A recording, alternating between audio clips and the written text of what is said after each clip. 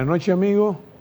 Soy Joaquín Ricardo y como cada viernes a las 10 de la noche, por Voz Media Network, Canal 85 de Claro, Win TVO, YouTube Live y demás medios digitales, procedemos a realizar una nueva entrega de nuestro programa Comentarios y Reflexiones. Como ustedes ya conocen, nuestro programa consta de dos secciones. En la primera comentamos las principales noticias internacionales y las principales noticias nacionales acaecidas en la última semana. Y en la segunda, pues tenemos una sección de entrevistas que en esta oportunidad tenemos la honra de tener con nosotros al economista Juan Carlos López Pérez, un economista graduado con altos honores en INTEC en el año 2007, con 2 maestrías en Economía Aplicada, una de la Universidad Católica de Santo Domingo, otra de la Pontificia Universidad Católica de Chile, quien ha laborado en el área pública por los últimos 10 años y que además ha sido consultor de empresas privadas y en la actualidad trabajó hasta hace poco como asesor del BID y en la actualidad es asesor también de las MIPYMES. Trabaja con el licenciado Fabricio Mazara. Con él entonces vamos a conversar acerca de temas económicos y la necesidad que siempre este programa ha mantenido de que el país requiere de una reforma fiscal, tributaria y del gasto consensuada, una reforma que permita al gobierno obtener los recursos que necesita y al país trazar una ruta por donde debe transitar en los próximos 10 años, no importa la alternancia en el poder de los partidos. Pero pasemos entonces a la primera parte, que es comentar las principales noticias internacionales. Sigue siendo noticia, evidentemente, el tema de los aranceles, porque ya entran en vigencia en el día de hoy, ya entraron en vigencia aranceles, los aranceles del presidente Trump. Por ejemplo, Brasil tiene un 50%, la India tiene un 25%, hay países con aranceles elevados que al parecer necesitan o una mejor negociación, pero mientras tanto esos son los aranceles que hoy en día hay y el mundo está pues atento a los resultados de la misma. Otro tema que no puedo dejar de pasar por alto es la campaña de descrédito que se ha querido realizar sobre el gobierno de Israel con el tema de la crisis humanitaria que atraviesa Gaza, producto de el hecho de que se habla de que Israel no quiere permitir que el problema no es la ayuda. La ayuda, Israel no tiene inconveniente en que pase. El problema es la distribución de la misma.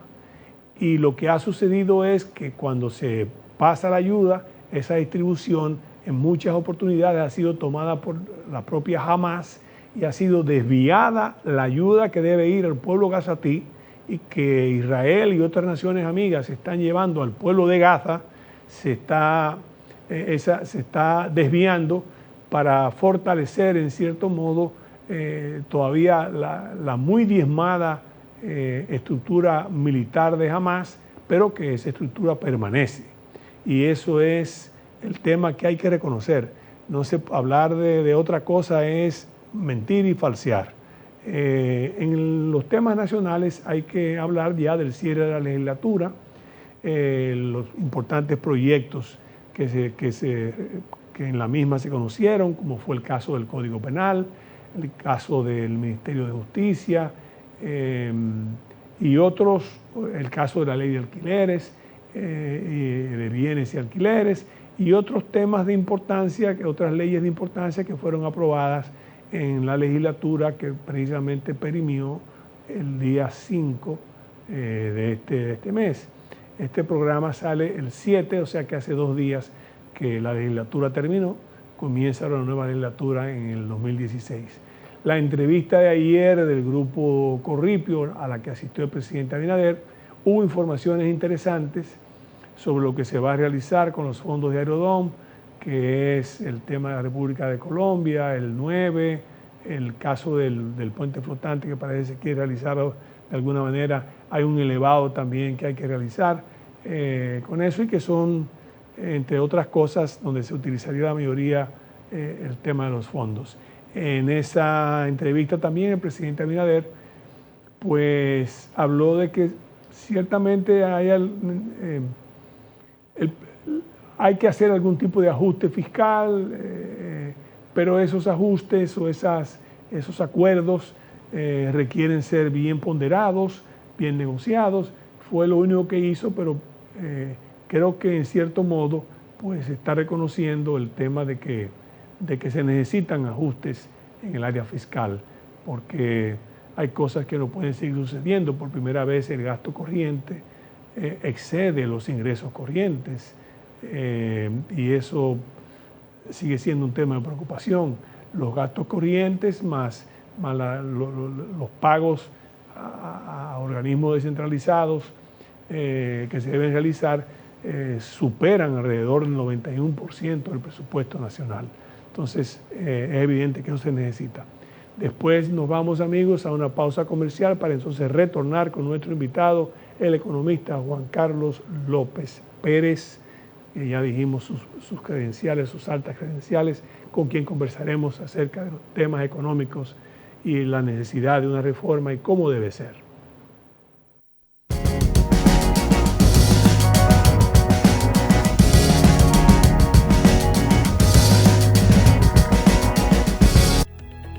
El modelo de éxito de la CAS con el saneamiento de cañadas ha impactado significativamente a miles de familias, mejorando la calidad de sus hogares y entorno. Estas obras han beneficiado de forma directa a más de 2 millones de habitantes. Kilómetros de desechos y aguas residuales a cielo abierto ahora son verdaderos espacios de vida. Corporación del Acueducto y Alcantarillado de Santo Domingo, CAS.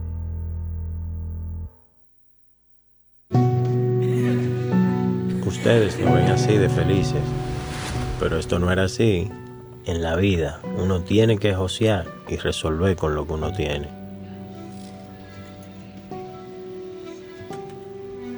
Un día nos sentamos y nos prometimos, vamos a tener nuestra casa propia, para que el chichi que viene en camino pueda crecer feliz y tranquilo.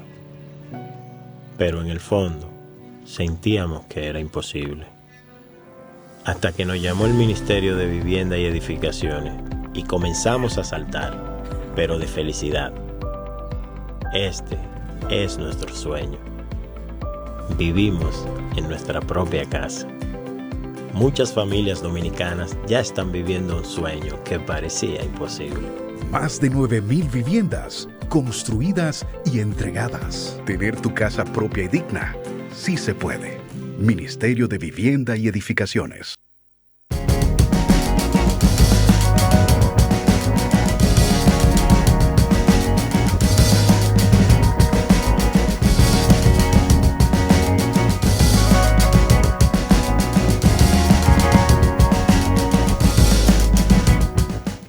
Como habíamos dicho, amigos, tenemos la honra en la primera sección, tenemos la honra de tener ahora en nuestra sección de entrevistas al economista Juan Carlos López Pérez.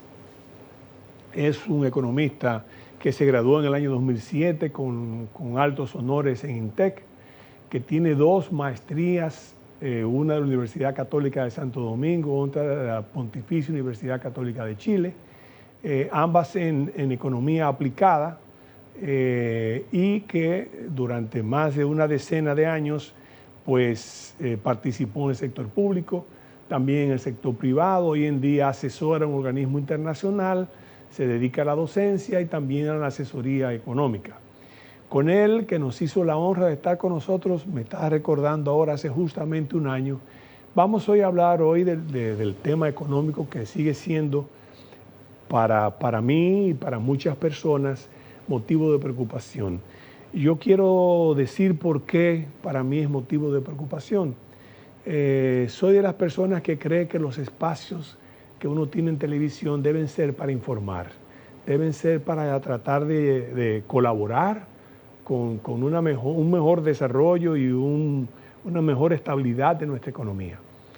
Realmente la primera ola de reformas, la única que se ha podido realizar, se hizo en el año 90, 91, 92, una reforma pactada, la única reforma fiscal y tributaria que se ha podido hacer en el país de manera consensuada, aunque es interesante hacer notar que el presidente Balaguer la implementó por decreto, porque él decía, déjame implementarla por decreto primero, que después los congresistas, si la mando al Congreso, pueden cambiar cualquier cosa de un consenso que ha tomado un tiempo largo hacerlo y que ha sido objeto de aplausos por la comunidad internacional y otras áreas más.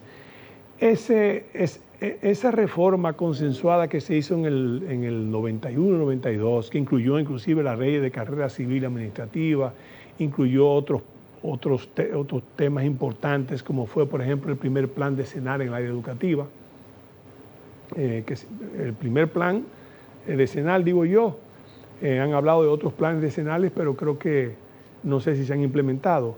El tema es que eso permitió que el desarrollo que hemos alcanzado hoy en día como país se basara en esa reforma consensuada, en donde todos los sectores más o menos estuvieron de acuerdo. Hoy nos enfrentamos con una situación que amerita, por el tiempo transcurrido, que se realice una segunda reforma, que diga por dónde ha de trillar el camino, el país, en los próximos 10 o 15 años. Sí, hay una Agenda 2030, pero la agenda no es suficiente si no se hace un pacto nacional que implique que no importa la alternancia en el poder de los partidos, hay acuerdos que se van a mantener y que no se van a violentar. Entonces hay situaciones que a mí me amerita, a pesar de que el presidente Abinader ha dicho que no va a hacer una reforma fiscal, el país necesita una reforma fiscal y el primero que lo necesita es el gobierno, que no tiene en estos momentos los recursos para poder invertir en gastos de inversión. Los gastos, digamos, de inversión en áreas que se pagan por sí mismas y por eso son reproductivos, como hacía, por ejemplo, el presidente Balaguer, que es el referente que yo tengo porque es el gobierno con quien yo trabajé y es el proyecto de nación en el que yo creí. Hoy en día apoyo más o menos, en sentido general, el proyecto de nación que tiene el presidente Abinader, como todo buen dominicano, pero me preocupa. ¿Qué me preocupa de eso? Y voy a comenzar con los ejemplos para que entonces la persona que tiene luz, que tiene la capacidad, nos arroje sus conocimientos para uno sentirse un poquito más tranquilo. Dos cosas, por ejemplo, que uno puede, de las múltiples que se pueden señalar. Por primera vez, los gastos corrientes exceden los ingresos corrientes del Estado. Tengo entendido que es el primer año que sucede.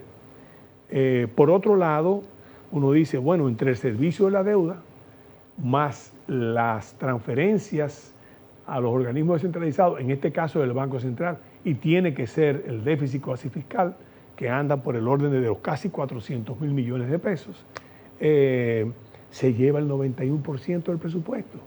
Y por primera vez, reiteramos de nuevo, el servicio de la deuda solo supera el gasto de cualquier ministerio, incluyendo el 4% de educación. Entonces, esos son motivos de preocupación, más otras cosas más que iremos señalando en el camino, pero por favor, ahora le toca al economista Juan Carlos López Pérez para que él tenga la gentileza de iluminarnos un poco con su sabiduría, su conocimiento, y si yo ando por un camino equivocado, pues que no es nada raro, si yo ando por un camino equivocado, que él tenga la gentileza entonces de por favor corregirme y enderezar y decirle a los amigos que nos dispensan su atención a través de los diferentes medios por los cuales salimos, no solamente Voz Media Network, Canal 85, sino también por todas las plataformas digitales de este Voz Media, que él nos diga qué podemos hacer, y esas cosas a mí me preocupan, no sé si a usted le preocupan. Bueno, en primer lugar, muchas gracias por la invitación. Creo que la reflexión que usted ha hecho ha sido bastante contentiva. Y bueno, yo también como profesor universitario, doy docente en la universidad, creo que hay que tratar de transmitir un poco ese tema de cómo ha ido evolucionando la situación y qué se puede esperar hacia futuro, ¿no? Como usted bien dice, en la década de los 90, cuando estaba de presidente el doctor Balaguer, se destinaba un 5 o 6% del PIB a gasto de capital. y eso era casi la mitad del gasto primario del gobierno, o sea que era una partida muy importante. Después, a principios de este siglo, pues eso fue pasando a 4 o 5% en los gobiernos de Hipólito Mejía y Leonel Fernández, y ya en los gobiernos de Danilo fue bajando hacia 3.5%. En la actual administración, en los últimos 5 años, el promedio ha sido 2.5% del PIB. De hecho, el promedio de lo que está pautado para este año, que fue 2.2%, es lo más bajo en las últimas 6 décadas y media. O sea, solamente en el año 83 se gastó menos en gasto de capital como porcentaje del PIB, ¿no? Eso como porcentaje del PIB. Y un poco esa situación, ¿por qué hemos llegado ahí? Eso hay que entenderlo claramente. Hay un tema con nuestra presión fiscal. Cuando uno ve la presión fiscal en este siglo, en el siglo XXI, a pesar de que se hicieron muchas reformas hasta la del 2012, pues siempre ha oscilado entre 12 y 14.5% del PIB. Para que los amigos televidentes tengan una idea, ahora la semana pasada la agencia calificadora Moody's subió la calificación de riesgo país a BA2, y los países que tienen esa calificación de BA en promedio a nivel internacional tienen una presión fiscal de 25-30%. Y en este gobierno la presión fiscal ha estado entre 15 y 16%, sobre todo porque se ha aprovechado mucho el tema de adelantos de impuestos e ingresos extraordinarios, como pasó el año pasado con los ingresos de Aerodón, por ejemplo. Entonces, esa situación de tú tener ingresos que están un poco estancados, combinada con presiones de gasto que yo separaría en dos tipos. Una, la que usted menciona, el tema de los intereses, que para este año está presupuestado un 3.7% del PIB, que es bastante. El déficit prácticamente, más que el déficit. Más que el déficit, de hecho. Por eso podemos generar un superávit primario, porque el déficit es 3% del PIB y el superávit primario elimina esa parte de los intereses, no lo toma en cuenta. Está pautado un 0.7% del PIB. Para el próximo año está pautado prácticamente el mismo déficit, va a quedar en 2.9 y el superávit primario en un 0.8. Pero, de nuevo, esa presión de gasto, si uno se retrotrae al periodo del 2019 antes de la pandemia, o hace 9 años cuando Magín salió de viceministro de Crédito Público, Magín Díaz, que recién lo nombraron ministro de Hacienda y Economía, en ese momento el gasto de intereses era un 2.5% del PIB. O sea que ha aumentado un punto completo. Y eso viene por dos razones. Una, porque la deuda en ese momento, hace 9 años atrás, era un 33-34% del PIB, la deuda del sector público no financiero. La deuda del sector público consolidado era un poco más, era en torno a 45% del PIB. Pero hoy en día esos valores son para el gobierno general 47% del PIB y para el consolidado un 58% del PIB. Entonces estamos hablando de que en esos 9 años que han pasado casi una década, aumentó un 12% del PIB. Ese aumento es importante y eso sube la carga de intereses.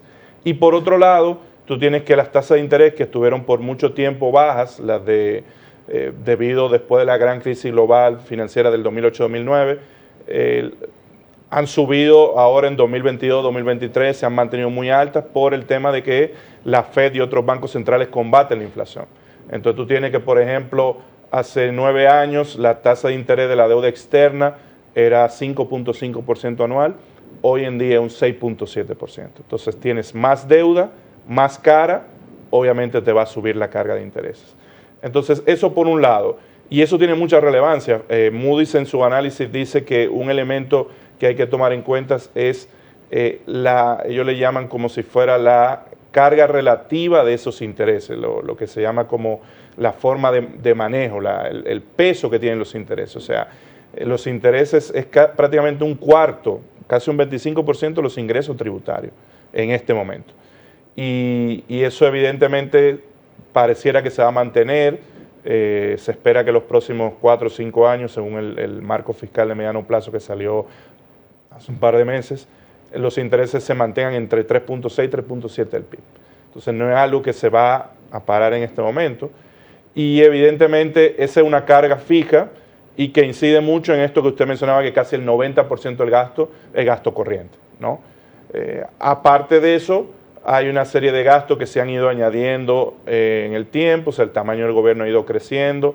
todos los temas de subsidio, no solo el subsidio social, sino también el mismo subsidio eléctrico que pesa mucho. Eso vamos a hablar también. Entonces, evidentemente eso ha hecho que, dado que tú tienes unos ingresos más o menos fijos como porcentaje del PIB, pero el gasto va subiendo, pues entonces tiene que hacer algún ajuste en algún lugar, porque tu déficit lo quieres mantener controlado. Esa deuda que yo le mencionaba de un 47% ya tiene como 3 años más o menos ahí estable, y la del 58% del sector público no consolidado, y lo que se espera a mediano plazo es que se mantenga ahí. Entonces tú quieres mantener el déficit para mantener la deuda, que no suba mucho.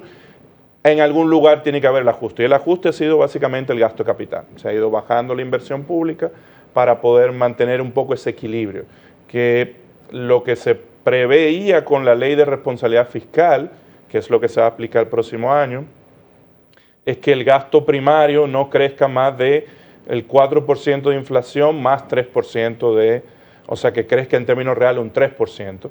Eso hace que en términos del PIB vaya disminuyendo, y eventualmente eso va a reducir también el déficit, y eso te va a permitir reducir la deuda. El presidente ha mencionado el tema de que él encontró la deuda en un 63% del PIB cuando llegó, y que ahora está en un 58%. Es cierto que se hizo un esfuerzo, sobre todo en el año 2021, de mantener a raya el déficit, pero ese esfuerzo un poco se ha ido poniendo en piloto automático, y no se ha hecho ningún esfuerzo adicional.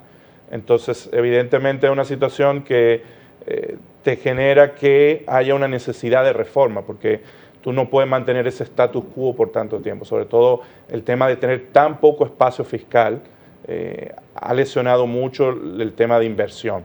Y hoy hay estimaciones de organismos internacionales que dicen que no se necesita un 2.2, un 2.5, que se necesita un 5% del PIB de inversión.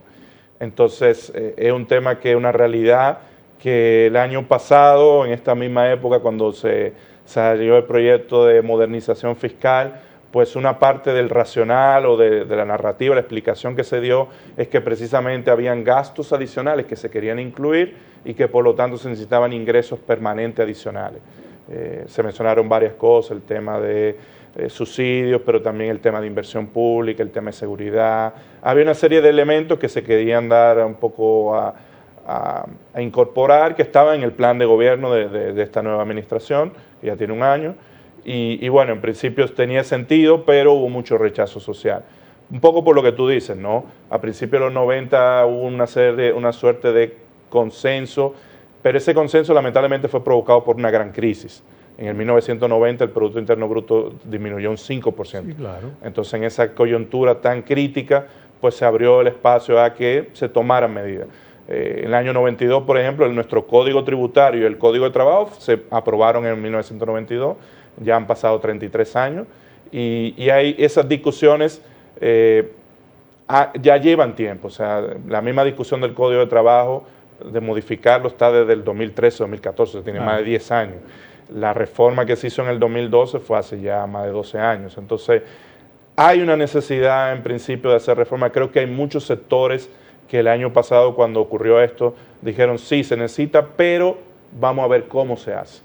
Porque no es cualquier reforma, ya tú tienes que hacer una reforma que sea integral, que sea una reforma, como usted bien mencionaba, permita orientar la próxima década para el país de cómo van a ser las cosas. Entonces, creo que el gobierno, me parece, por lo que ha mencionado el presidente, que quiere tener, lo dijo ayer en el grupo de medios de Corripio, sí, que él quiere que sea la sociedad que llegue a un entendimiento de que hay que hacer la reforma, y que se consensúe cómo hacer la reforma. Porque al final, de nuevo, la reforma puede hacerse de muchas formas, pero por eso hay que buscar un equilibrio de qué es lo posible, qué es lo más eficiente, y yo creo que eso va a venir por ahí probablemente. Ojalá. Yo creo que esa misma narrativa que yo escuché ayer en el grupo Corripio, y las últimas respuestas que él ha dado, al principio era tajante cuando decía que no había reforma, pero ahora ha ido flexionando, porque es insostenible en el tiempo, sencillamente es insostenible el esquema que estamos utilizando. O sea, el endeudamiento para financiar no es sostenible. Entonces, eso es algo que no es posible. Y yo entiendo lo que él dice. Sin embargo, la concertación de una reforma debe también implicar los partidos. Por lo que le decía, es importante que, no importa la alternancia en el futuro, Si los partidos suscriben una parte, pues lo hagan. También debe, obviamente, el empresariado. El presidente Abinader no ha ocultado nunca que proviene del área empresarial y que él es una persona que favorece, entiende que el motor de la economía son los empresarios, ¿verdad? Y que el gobierno tiene... Yo tengo otra visión, pero no soy yo el presidente. El presidente es él y hay que comprenderlo en esa situación.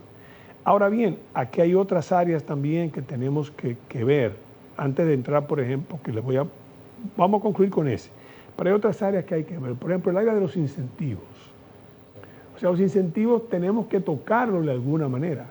Yo creo que los incentivos la gente tiene que comprender, cuando digo la gente me refiero al empresariado en este caso, tiene que comprender que ya hay incentivos que cumplieron su misión. La misión era para que usted se hiciera fuerte y pudiera competir, pero esos incentivos estaban destinados a hacerse como mucho a 20 años y tienen casi 60 años, ¿verdad? Y han dado resultados porque la zona franca, por ejemplo, es un gran ejemplo que pudiéramos poner del resultado de eso. Pero los incentivos hay que verlo para orientarlo hacia otras áreas que realmente lo necesitan.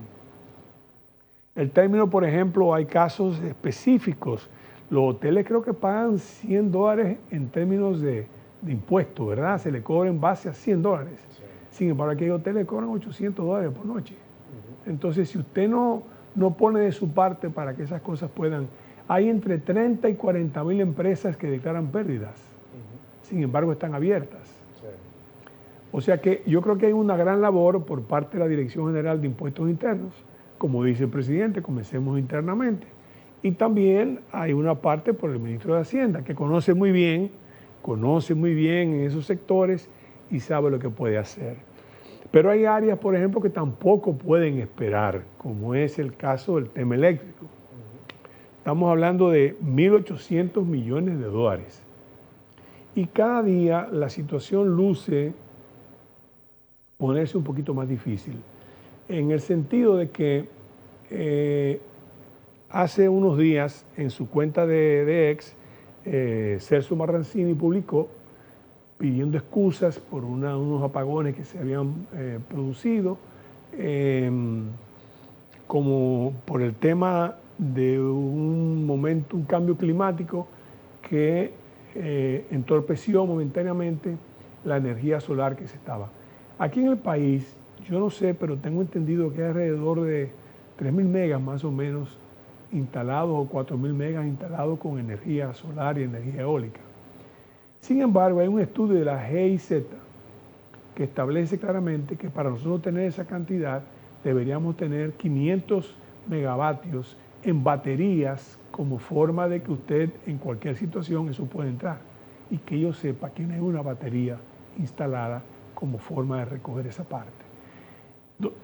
Celso también hablaba del interés de los medidores. Van a añadir 600 y algo de nuevos clientes en los medidores. Bien. Él estima que esos medidores van a arrojar 16 millones de dólares mensuales. Significa 190 millones al año. Pero eso no rebaja el déficit y nosotros no podemos seguir permitiendo que el sector eléctrico, en este caso también hay cosas curiosas. Por ejemplo, no se le debe a un generador, pero se le deben 300 millones a EGIP y casi 400 millones a LETET. Las únicas dos empresas del Estado que son rentables. Se le debe 700 millones. Si usted le agrega a los 1.400, 500, 1.600, 1.700, 1.800, le agrega también esa deuda, el déficit todavía es aún mayor. Y las pérdidas distribuidoras se sitúan alrededor de un 49% promedio, ¿verdad? Hay unas eficientes, otras menos eficientes. ¿Qué vamos nosotros a hacer con ese problema que incide severamente en el área económica también, en los intereses que tenemos? ¿Qué usted considera que podemos hacer? Sí, mira, usted mencionó varios elementos que son bien importantes, un poco voy en el mismo orden que los mencionó, ¿no? El tema del presidente, de un poco cómo manejar la posible reforma y todo ese tema. Ahorita en la primera intervención que tuvo mencionaba el tema de endeudarse para cubrir gasto corriente, ¿no? Eso es lo que se llama ahorro corriente, el ahorro público corriente, que es normalmente cuando el ingreso corriente es mayor que el gasto corriente. Esa situación no solo ha pasado este año, ya han pasado los últimos 5 años. Te mencionaba ahorita si era la primera vez. Era la primera vez. Yo creo que eran 5 años, pero me dijo, no es la primera vez. Sí, la verdad ha sido algo persistente en estos 5 años, y eso un poco por todo lo que mencionábamos hace un rato. Entonces, esa situación evidentemente para todo el observador, los analistas, tanto locales como internacionales, se sabe que no es consistente en el tiempo, ¿no? Que hay que ajustar por ahí. Y eso, de nuevo, es independiente de la sostenibilidad de la deuda. Nadie está diciendo que hay problemas de sostenibilidad de deuda. La deuda para mediano plazo se espera que tenga una tendencia decreciente, pero es lo que mencionaba hace un rato, el tema de poder manejar esa carga en el tiempo es complicado. Y usted mencionó 2 elementos que yo creo que hay que resaltar. Uno, el tema de el gasto tributario, que es lo que usted hablaba de las exenciones, ¿no? El gasto tributario, que se estima en alrededor de 4.5% del PIB, hay una parte que son todo el tema de los bienes exentos del ITEVIS, que es casi la mitad de eso, y la otra parte es todas las exenciones que se dan a sectores productivos. Usted mencionaba zona franca, turismo. Hay una serie de sectores que muchos, o sea, es muy complejo el sistema tributario, tiene muchos, lo que llaman muchos huecos, y esas exenciones ya muchas llevan décadas, como usted bien señalaba, y hay que un poco repensarlas. La crítica que hubo a la propuesta del año pasado era que básicamente era muy directa, no, era muy inmediato la eliminación, ¿no? Quitarla de golpe, y se decía que debía hacerse más gradual. Eso obviamente se puede discutir. Y claro, ningún sector le gusta que le quiten sus exenciones, porque es una forma de ganancia para ellos, ¿no? Pero yo creo que hay un elemento que también usted mencionó, el tema de que fuera algo, que fueran los partidos que estuvieran claros en esa situación. Yo creo que cuando el año pasado se dio una situación bien peculiar, que es que en medio del proceso electoral se habló de este tema. No es muy común hablar de impuestos, y uno veía que no solo el presidente Abinader trataba de mostrar la necesidad, sino que los partidos de oposición tampoco era que estaban renuentes, o sea, no negaron que existía esa necesidad. Ya después, en agosto, cuando comenzó a hablarse del tema, pues un poco hubo mucha oposición de los empresarios y de la sociedad civil, pero yo creo que hay una conciencia, pienso que muy general, de que hay que hacer una reforma. Lo que hay que discutir es cómo hacerla, ¿no?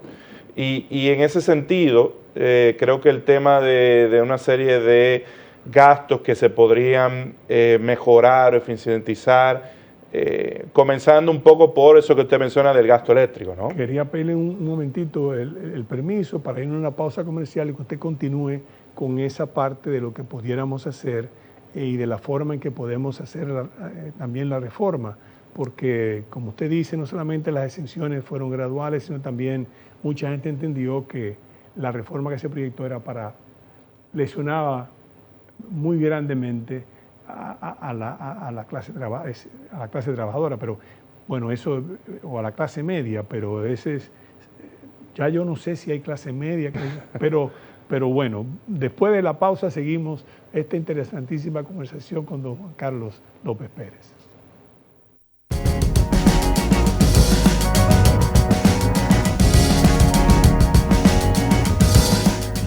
El modelo de éxito de la CAS con el saneamiento de Cañadas ha impactado significativamente a miles de familias, mejorando la calidad de sus hogares y entorno. Estas obras han beneficiado de forma directa a más de 2 millones de habitantes. Kilómetros de desechos y aguas residuales a cielo abierto ahora son verdaderos espacios de vida. Corporación del Acueducto y Alcantarillado de Santo Domingo, CAS.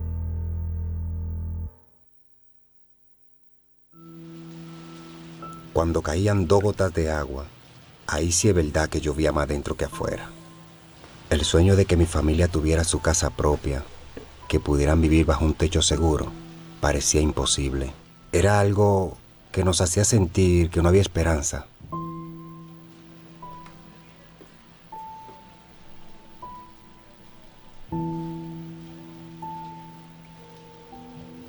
Hasta que nos llamaron del Ministerio de Vivienda y Edificaciones, con la mejor noticia de todas. que ahora tenemos nuestra propia cocina, nuestro propio hogar, nuestro lugar favorito. Tener tu casa propia y digna sí se puede. Más de 9.000 viviendas construidas y entregadas. Tener tu casa propia y digna sí se puede. Ministerio de Vivienda y Edificaciones.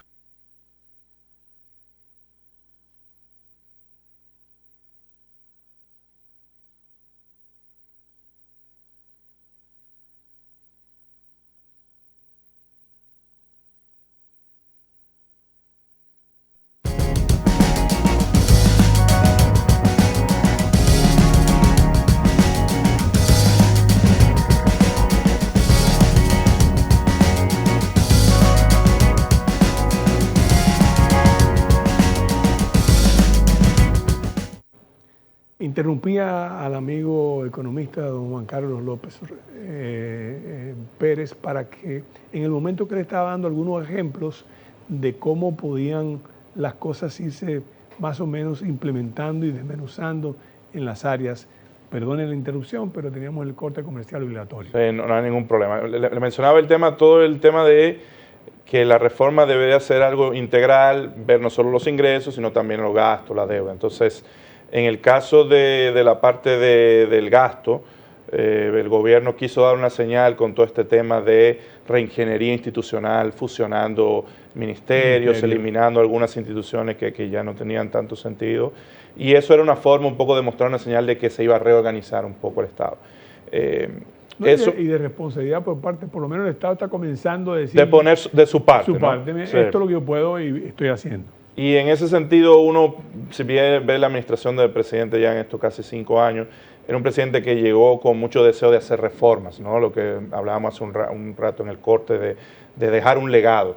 Y evidentemente él comenzó en medio de una pandemia, del COVID-19, ¿no? Y eso quizá le puso un freno a cosas que se podían hacer. Pero ya vemos, por ejemplo, con la aprobación del Código Penal, que era un tema que se tenían varias décadas discutiendo, claro. Y era un código de hace más de ciento y tantos años. El Código Napoleónico de 1800. Claro. Entonces, eso es algo que se ve que hay una intención de hacer reformas.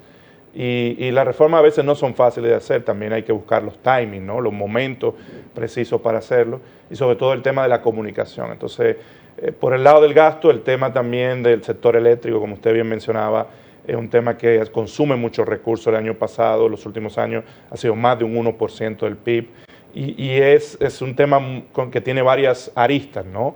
Está todo el tema de lo que usted decía, del tema de la parte de generación.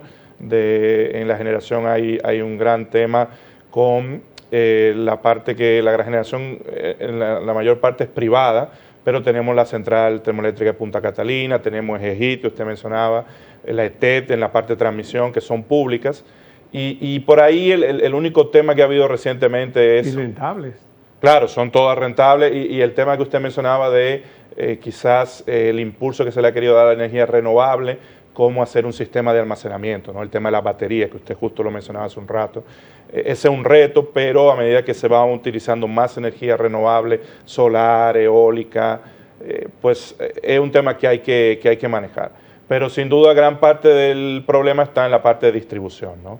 Las pérdidas que usted mencionaba, 35, 40%, son pérdidas sumamente elevadas, independientemente del subsidio que se da a los consumidores, ¿no? A la tarifa per se, que se trató de subir, se hizo un aumento en 2021 y se iban a seguir haciendo aumentos, pero se paró ahí, ¿no? Porque hubo mucha controversia. En la misma reforma, por el lado de los ingresos, que usted hace un rato mencionaba que iba a afectar a la población general, efectivamente gran parte de lo que se iba a recaudar iba a ser a través de la ampliación de la base del ITEVIS. Casi 3/4 partes o 2/3 de lo que se iba a recaudar era por aumento de la base del ITEVIS. Y eso obviamente... ¿Por qué no bajar el ITEVIS, aunque se amplíe la base, sacando algunos productos y bienes que son esenciales para el pueblo? ¿Por qué no sé? Sí, esa discusión se ha tenido.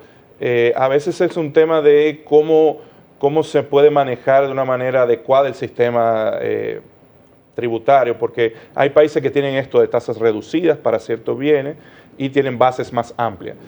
Ha habido ejercicios de instituciones BID, Banco Mundial, que han hecho esas simulaciones de cómo poder, porque el ITEVI es un impuesto regresivo, sí, claro, terminan pagándolo más los pobres, claro, un impuesto indirecto, claro, ¿no? Un impuesto al consumo, pero en muchos países es muy eficiente para recaudar. Entonces, hacer ese balance entre... No es más el nuestro, países como el nuestro que no tenemos otros impuestos que recauden. Claro, no. Aquí no hay, por ejemplo, un impuesto a la ganancia de capital. Sí, o sea, en muchos países los impuestos directos a la riqueza, a los ingresos son, sobre todo países OCDE, ¿no? Países desarrollados. Claro. En los países latinoamericanos esa proporción va más hacia los impuestos indirectos, ¿no? Claro. Y obviamente el manejo del sistema tributario no es sencillo, como usted decía hace un rato, Magín tiene experiencia, pues fue 4 años director general de impuestos internos, pero en esa época que precisamente hicieron estimaciones de evasión, y tú tienes que la evasión en el caso del ITEVI es alrededor del 45%, pero es más alta en el impuesto sobre la renta, es casi 60%, 65%. Entonces, cómo crear un sistema que sea justo y al mismo tiempo eficiente no es algo sencillo, es algo que hay que pensarlo, ¿no? Hay gente que habla de impuesto a la venta, por ejemplo. Claro, lo que pasa es que esos impuestos a la venta es buscando que el sistema sea más simple, que pueda llegar más factible de recaudar, entonces...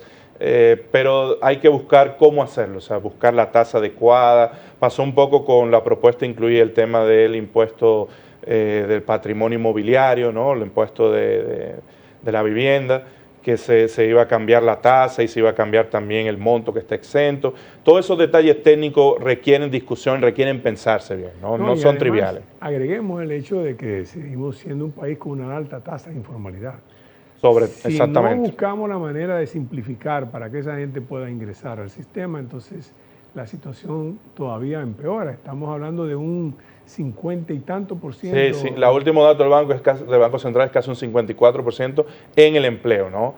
A nivel de unidades productivas, casi la mitad de todos los negocios en República Dominicana, tengo unidades, son informales. No declaran impuestos, entonces es un tema complejo. Y como te decía hace un rato, viéndolo todo desde un punto de vista amplio,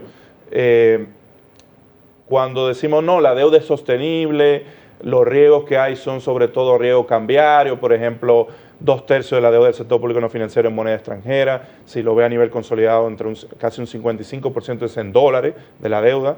Pues claro, eso son cosas que se pueden manejar en el tiempo, porque tú lo contrarrestas con casi el 90% de la deuda de deuda a tasa fija.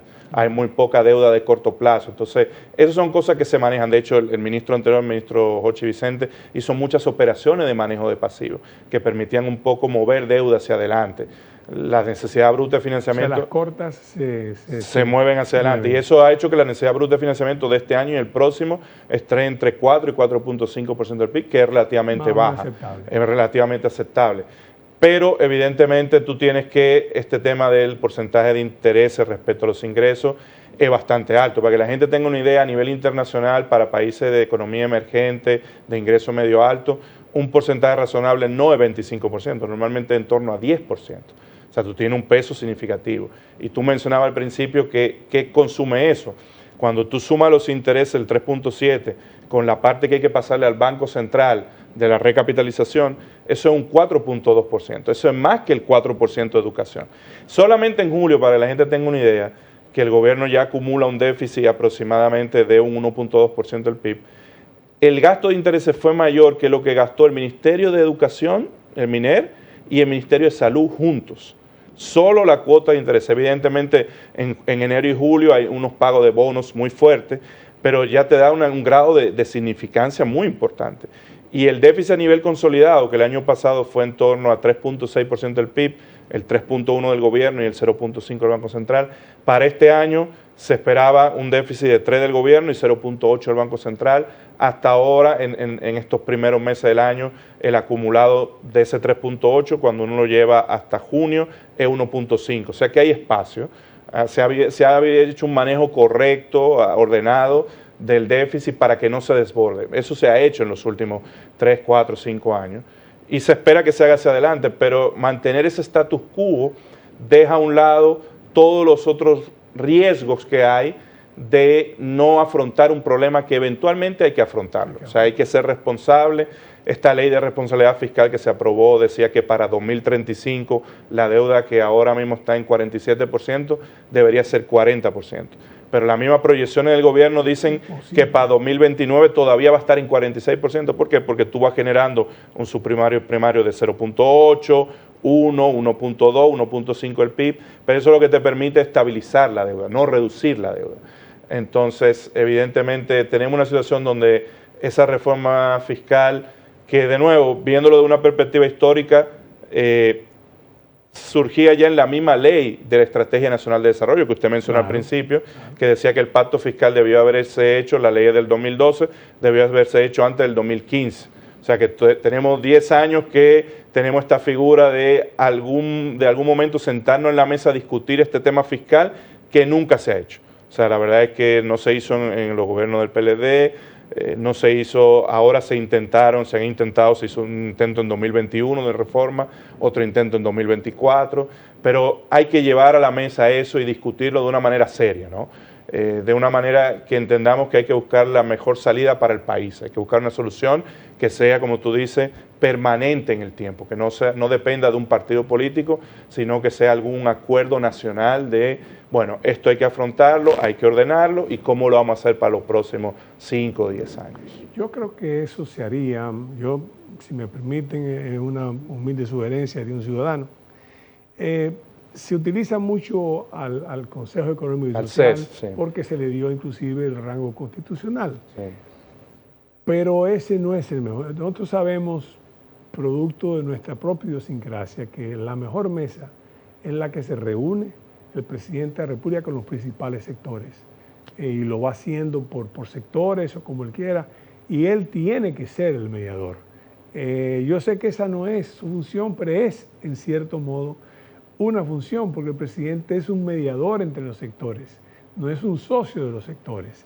Y entonces, especialmente hay que tomar atención porque es la única manera, creo yo, en que se puede lograr de alguna manera algún acuerdo.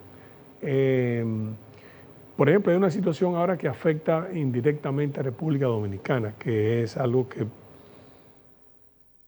Y es el caso de New Fortress Energy en Puerto Rico.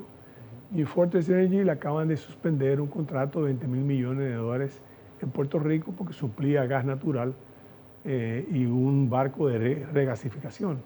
Bueno, esta es la misma compañía con la que Manzanillo Powerline y la otra planta de Manzanillo tienen un acuerdo de 3 años. Una compañía inclusive que ha sido demandada por sus propios accionistas y que ahora mismo el barco inclusive lo tienen en manos de una de esas demandas y Puerto Rico estaba tratando de pedir. Ojo con el Cristo, es un sector privado, el gobierno no tiene que ver, pero ahí hay 800 millones de megas que deberían entrar. Hay fechas variadas. Una de las plantas estará lista para este año, pero la conexión de esa planta con la subestación que entra a la autopista del norte tomaría unos 6 o 7 meses, estaría lista para fines del año que viene, no para fines de este año, que sí estará lista la generadora de gas, pero no estará lista la otra parte. Entonces, otro tema que yo quisiera preguntarle, que era realmente eso, la explicación lo he dado porque está en el medio, está sobre el tapete y sería bueno que los mismos sectores que van a auspiciar y que tienen esa inversión tan grande, pues vieran eso también.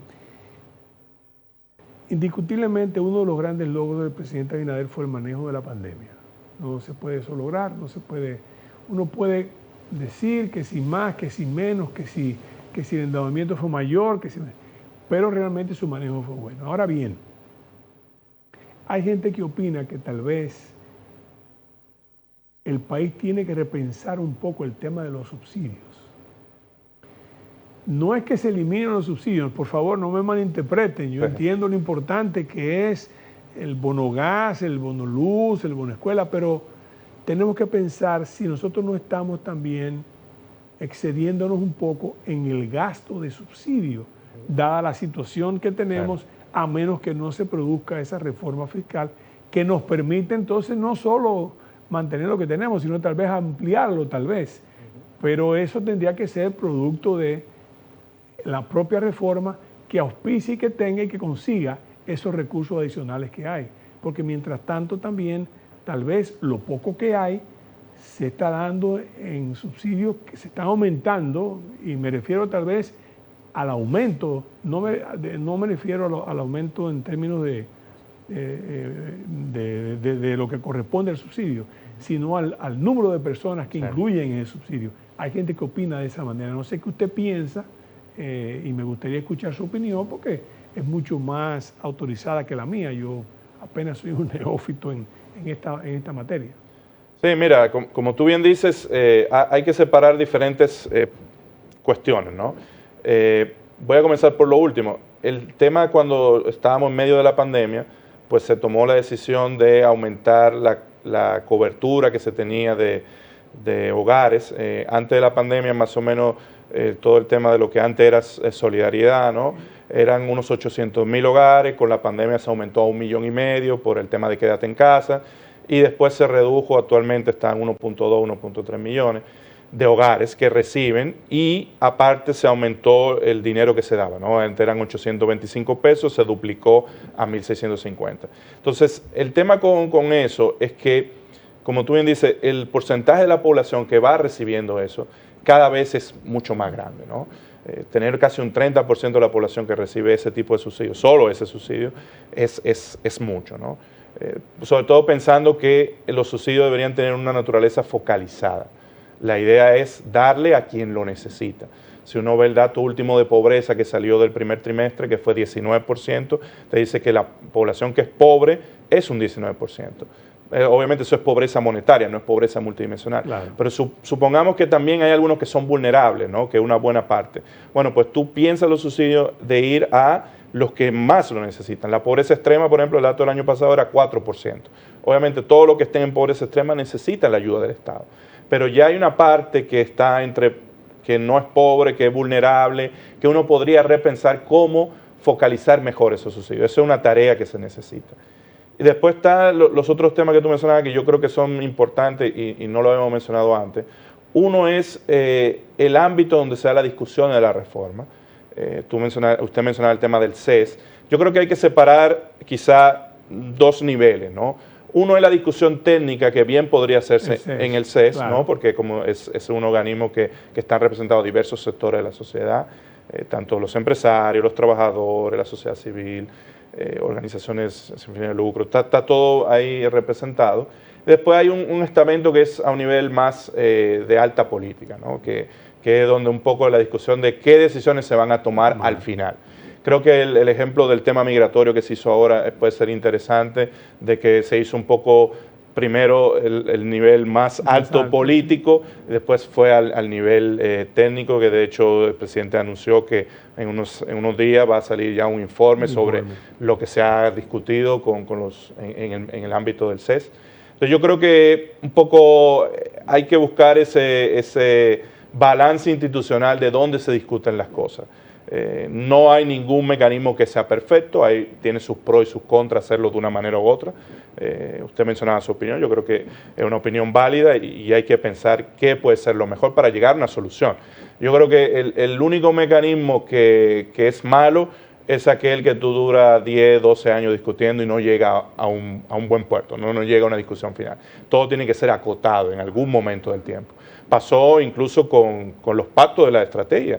El pacto educativo, la discusión fue un par de años y se firmó en 2014, pero por el contrario el pacto eléctrico se duraron muchos años y 7, 8 años después fue que se firmó cuando ya se estaba implementando muchas cosas, ¿no? Exactamente. Entonces fue como protocolar la firma, ¿no? Entonces, eso es un punto que hay que considerar. Y lo otro que fue bueno que usted lo mencionara con el caso de esta empresa, en el caso de Puerto Rico, todo el tema eléctrico, es pensar en la coyuntura internacional. Quizás estamos en una coyuntura internacional compleja con todo el tema de los aranceles de Trump, todo el tema de que la Fed probablemente ha mantenido y va a mantener por más tiempo, tasas de interés altas. Obviamente que eso nos afecta. Yo lo mencioné hace un rato, que las tasas de interés... Tenemos que subir entonces nosotros para poder atraer capital. Claro, ahora mismo, por ejemplo, el promedio tanto del gobierno como del Banco Central de tasas de interés que pagan por la deuda es alrededor de un 11%. O sea, el gobierno a principios de julio emitió un bono de 13 años pagando una tasa de 10%. O sea, estamos hablando de 13 años, un 10% es alto en términos reales, ¿no? Para una economía que tiene una tasa de interés de 4%. Eso se transmite a todas las otras tasas de interés. Por eso la tasa de interés activa bancaria, la de los préstamos, está en doble dígito en términos reales. Para que los amigos entiendan, si la tasa de interés que te pone un financiamiento un banco es 15%, tú le restas un 4% de inflación, entonces un 11% en términos reales es muy alto. Eso desincentiva la inversión y el consumo. Y esa es la otra parte que quería mencionar. La coyuntura doméstica, el crecimiento en el primer semestre fue solo un 2.4%. Eso es la mitad del crecimiento potencial de la economía, que normalmente un 5% acá en República Dominicana. Es la mitad de lo que se creció el año pasado, que fue justo un 5%. Y si uno incluso ve en los países de Centroamérica, el crecimiento para este año se espera entre un 3,5% y un 4%, o sea que quedaríamos un poco por debajo del promedio centroamericano, aunque el gobierno tiene una proyección ahora mismo de un 3.5% de crecimiento para este año, un 4.5% para el próximo, pero lo más probable es que el crecimiento... anda por 2.7%. Claro, que quede en 2.7 o 3%, que va a quedar probablemente en esa vecindad.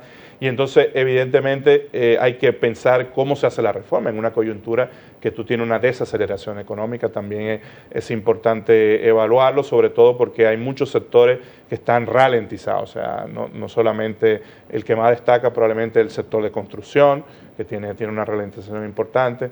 Entonces, en ese contexto, hay que ser cuidadoso con la reforma, ¿no? Sobre todo no lesionar el crecimiento de mediano plazo. Tiene que los últimos 3 años el crecimiento ha sido en promedio un 4%. Entonces el país debe, y ya apostó el año pasado el presidente cuando hizo esta comisión que se llama Meta 2036, de duplicar el PIB real para el 2036. Bueno, para lograr eso se necesitan tasas de crecimiento de 5.5, 6%.